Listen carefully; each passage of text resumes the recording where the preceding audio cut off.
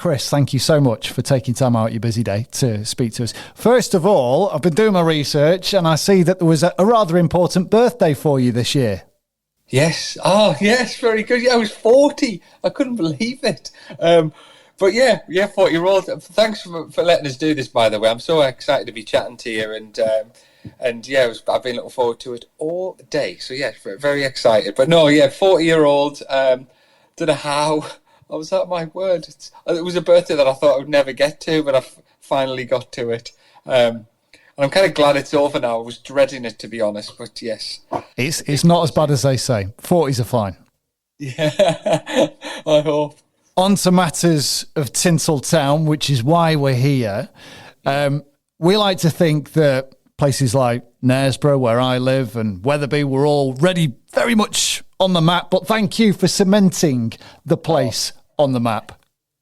Thanks to Knaresborough for looking so wonderful, and the people of Knaresborough for being so kind of accommodating when making it. It was, it was funny. I remember getting the script for the first time, and it obviously needed that kind of romantic chocolate box feel to it, where, you know, ultimately our character, who is a bit of a fish out of water to begin with and is like, what am I doing here, can ultimately fall in love with it. So Knaresborough was the place, the north was the place to do it. And we just had such a wonderful experience making it. And I'm so grateful for all the local businesses who were amazing and allowed us to kind of descend onto the town. And I hope it does Knaresborough proud. It's so easy to photograph Knaresborough as a place. So it was amazing. Loved it. Well, I think all of it looks absolutely splendid on the trailer. Being a northeast lad, did you visit places like Knaresborough as a kid and Wetherby as well? Yeah, I love. Funny, one of my favourite things to do, but this was more in my kind of 20s. I used to love going to the Wetherby Christmas. I don't know what house it's at, but there was a Christmas kind of festival almost on the outskirts of where I think it might be Stockfield House, but I used to love Stockwell Park. Stockwell Park, that's yeah. And so I used to love going there in my 20s, but no, it was. And you know what? It's interesting being from the north, because I just wanted to, and I hope again we do this with this film, is that the north to me is the best. I visually it's amazing, the people, and I kind of wanted to just make sure that when we shot this, it had the colour of how I see these areas. And obviously I was born in Sunderland, lived in Durham. The industry that I'm in took me away down south, but the last few films I've been making in and around like Leeds and Wetherby and Yorkshire and Harrogate, and I just love it. It's just so easy to make stuff there. And again, I talk about the people, but also the crews, and the crews are amazing up in the north. So yeah, it's always brilliant. Well, with the crew, didn't you pick? Because I mean, that was part of the unique appeal to it. I remember when you were filming, we came to see bits in February, and I was told that some of the crew, or a lot of, were from the local area. Yeah, they all are. And you know what? This wasn't, for the majority of the crew, that wasn't our first time working together. So, again, I'd made a couple of films around like the Leeds area. I know it was set in Burnley, but I made a couple of films called Bank of Dave that we shot around Leeds and the studios, and again, your Harrogate areas. And then to come back up to do this film, I wanted the same crew, the same people. So it was almost, there were different films and different subject matters, but it was the same people basically who've done them films. So it was brilliant. Well, one of those people, and I do apologise because my in-laws love Bank of Dave, and they said you got to watch Bank of Dave, and we've still not watched it at home, so it's on the list. But I know that one of the writers of Tinsel Town, Piers Ashworth, was responsible for Bank of Dave. Yeah. So what about the other two guys, Fraser Flintham and Adam Brown as well? Have you worked with them before? I haven't, but they were. I mean, the script that they wrote for this was just amazing. I mean, like, what they did, they just got, again, when I first read it from them, they just got this world straight away. It like the Panto world, this kind of unique story of this guy coming across from America, and it just, all the beats just felt as though it was this pure celebration of the stuff we love here, likes of, Panto feels unique to the UK. and it was brilliant. So yeah, I was very fortunate with the writers. And you know what, as a director, you have a script like that, it's very, you just kind of got to turn up on the day, keep morale high, and it's there, it's there on the page. So no, it was great. And work with peers again, which I love doing. I've made a few films with peers, is always wonderful. And so no, very, very blessed with a great script and great writers on it.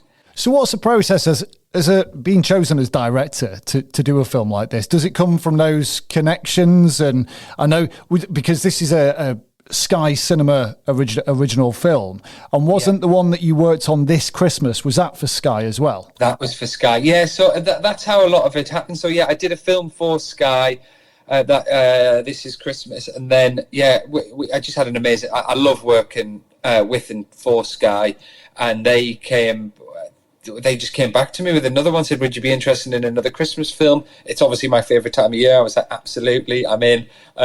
I don't, just tell me where and when. And then they were like, oh, we've got this with the script. So then the script came through. And it was just nice to work with. Because again, all that, half the battle with making films is if it's just the people you surround yourself with are so important. And it sounds so daft to say, but having a backing of somebody like, Julia at Sky or Andrew and Laura, all these people, they trust you, and you just want to do the best you can for them. And it's it's that from that side of things, it's just been excellent, and very grateful to them for giving us another chance to make another film. Well, onto the story itself. I know you won't want to give too much away, but obviously I think we've all watched the trailer about 10 times at least, going, oh, look, there's the viaduct, and picking out all the local places that we know. So what can you tell us about the story for Tinsel Town? Yeah, so it's basically about an American kind of action hero star who's kind of looking for the next challenge. He says at the beginning, I want to be taken seriously. And so the agent, who's kind of had enough of him at this point, sells him this dream of going to England to do theatre. And in his head, he thinks he's coming across to do Hamlet at the Globe, and it's going to help him to get these Oscar-winning movies. And then ultimately she's tricked him. So when he arrives, he falls asleep in the car.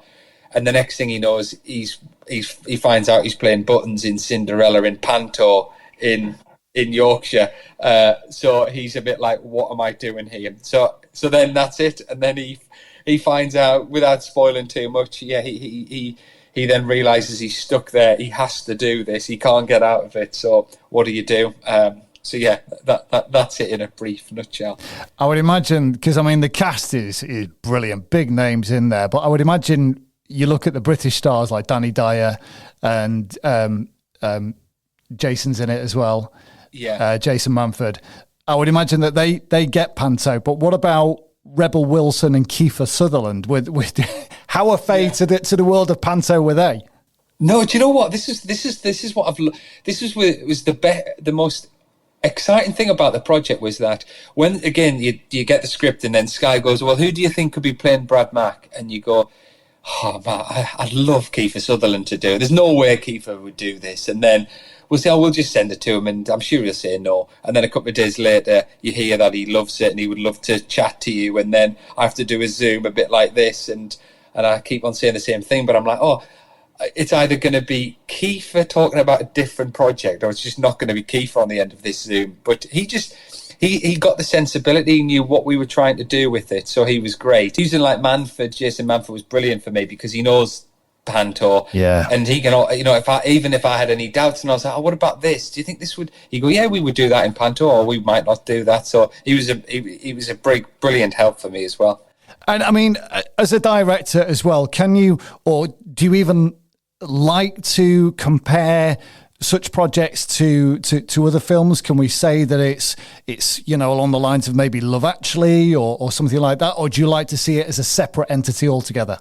It would make. If people compared it, I feel as though the Richard Curtis movies is what made me want to make films. So anyone if people compare it to past films like that, that would be the biggest compliment ever. But yeah, you want. I think you set out to go, especially with this. Is your Love Actually is a perfect example. It's a Christmas film that no matter what time it'll be on this Christmas, no doubt about it. I don't know what date, but someone will be, and it'll get a lot of people together, and people will ultimately watch it. That's what I wanted from this. I want people to be able to sit as a family with kids, with adults, with grandparents, and just watch it. And that's what I hope from it. Is it's a Christmas movie that people can watch. In this December, they might put it on. Hopefully next Christmas. But yeah, I'd love it to kind of be talked about, like the Love Actually. So I'm not sure it will, but those movies are amazing as well. Well, the excitement is very much tangible all around the Harrogate district. We're all looking forward to getting stuck into it when it's out. 5th of December, when it comes to air?